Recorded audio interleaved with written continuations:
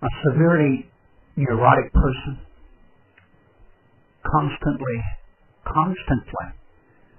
wanting to be assured that he's loved and wanted, constantly wanting assurance, despite the fact that the one that says she loves him or he loves him has invested years in them.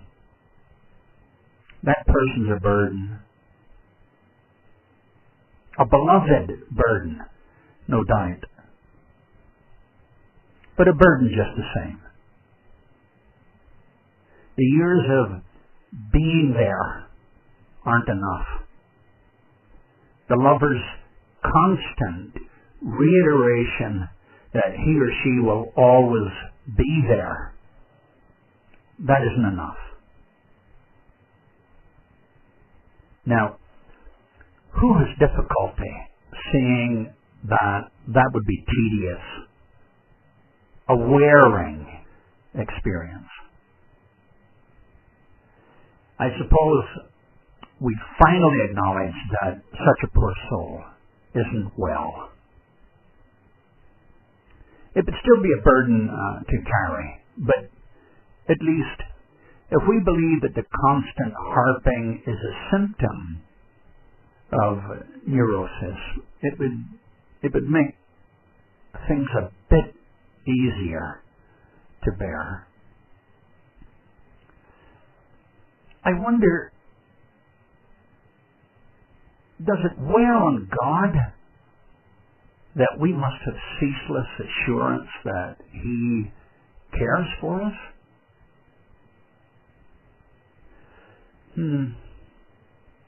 It's hardly surprising that the assurance we want in the form of specific prayers answered or favors granted or specific answers to specific questions. If these don't come, or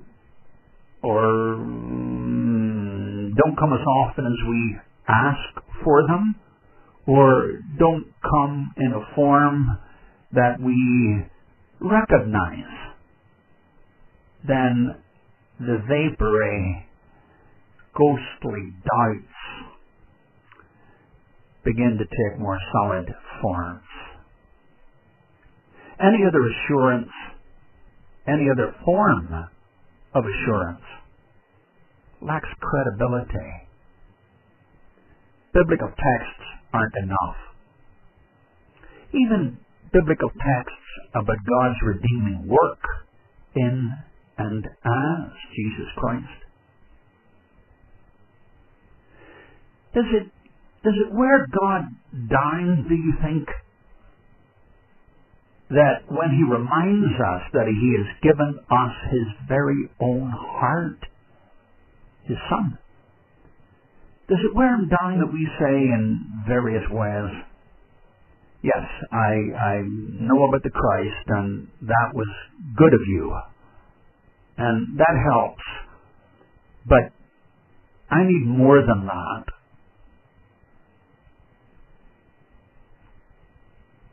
When you really look at it, is that not an awful saying? Is there not in it the implication, yes, it's true that you have given me your own heart, but that isn't enough? I don't doubt that there are some intellectual difficulties and puzzles attached to God and how He relates to us. That's no surprise, is it?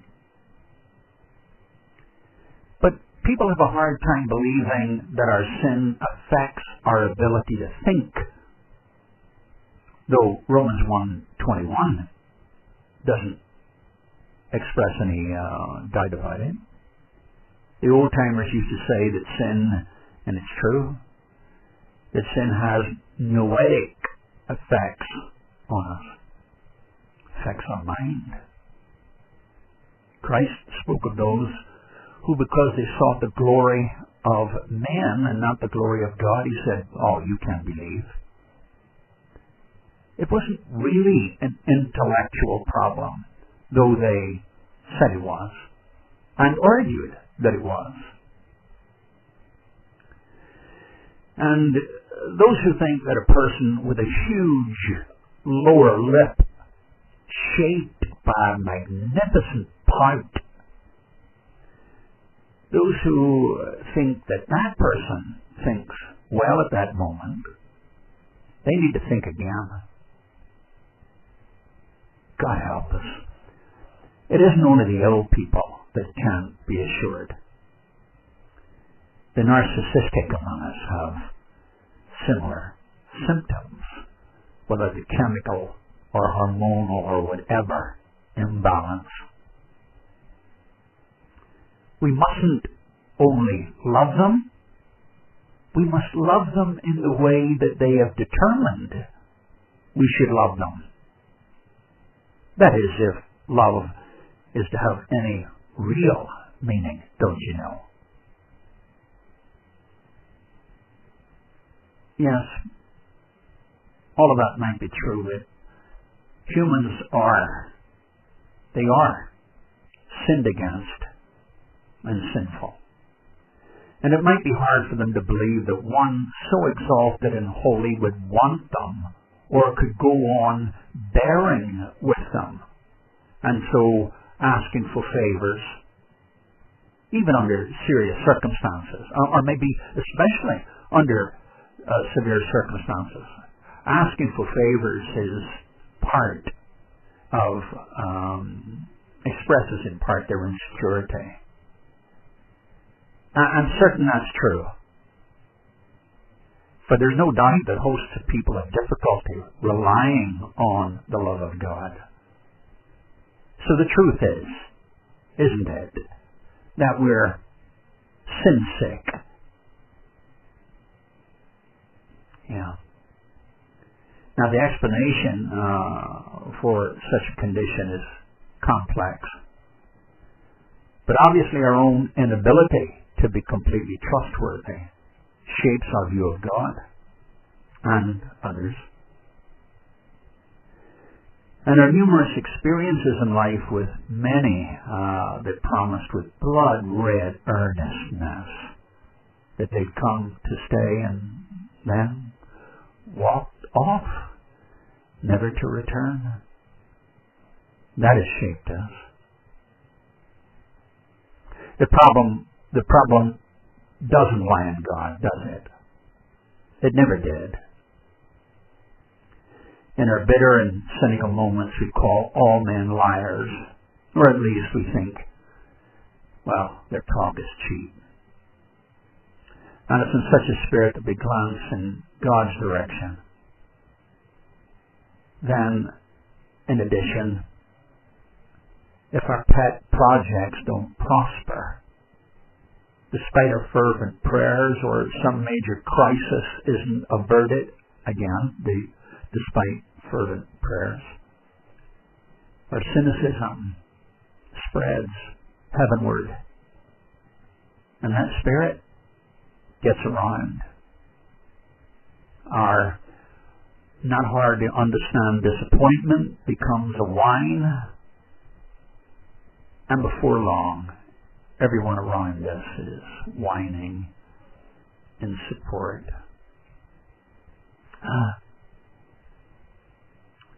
Blessed are the mourners, for they'll be heard. Well, there's no need to be sarcastic. No, that's true. That's true. And I wouldn't dream of it. But more to the point, whether what I just told you is true or not, God wouldn't dream of it. At least, not about people that have something to beat on God's chest about. As for the rest of us, maybe a bit of well-chosen sarcasm would get through. We're being too understanding. Only gets a whine in return. There's some poor souls. The more you understand them, the more you weaken them. There's balance needed there, isn't there? Yes, there certainly is balance needed there. But it's never good. It's never good for a poor, high-strung soul for us to take their side against God, who is their best and ultimately their only friend. Be careful what you do here. It's perfectly acceptable and understandable that we sympathize with people in their pain and help alleviate it. But to weaken their relationship with God by making God out to be the ultimate child abuser, as one writer I read put it. Now that isn't part of obligation one to another. I think I recall a glorious man doing a deeply distressed friend a huge favor by strengthening him in his God. Yes, I'm sure I came across that somewhere. I know that God knows very well that we're sinful and that we make sinners out of one another, and as a consequence, we can't see Him very well. It's the pure in heart that see God, and we're a long way from that, don't you think? But God incarnate, in and as Jesus Christ, found our lack of trust something to marvel at. Mark 6, verse 6, and numerous other texts that move in that direction make that clear. I'm not suggesting that, therefore, He wants nothing more to do with us, or that in a fit of irritation He'd walk away, or anything like that. No. Far from it. It makes Him want to cure us. He always did. And our inability to trust would only urge Him on, if anything. But we do need cured. Because it's an ugly world that looks at one that has eternally pledged himself in love to us. And with a slight curl of the lip we say, well, maybe he does and maybe he doesn't. However we explain our ceaseless demand for assurance in the end, the heart of God seen in and as Jesus Christ is acknowledged and blithely passed by, as if it were simply another good thing among many that God has done for us. Other gifts, they'll surely persuade us that God really cares for us, we think.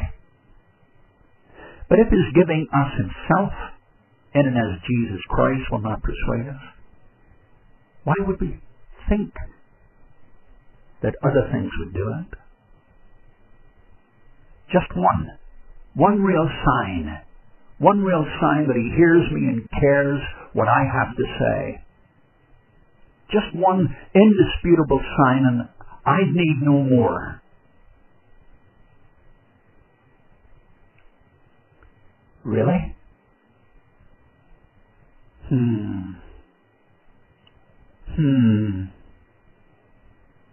Maybe. The old-timers used to say that the one that has God and everything else has no more than the one who only has God. What do you think of that? Listen, the only God there is for believers is the one that relates to us in and as and through Jesus Christ.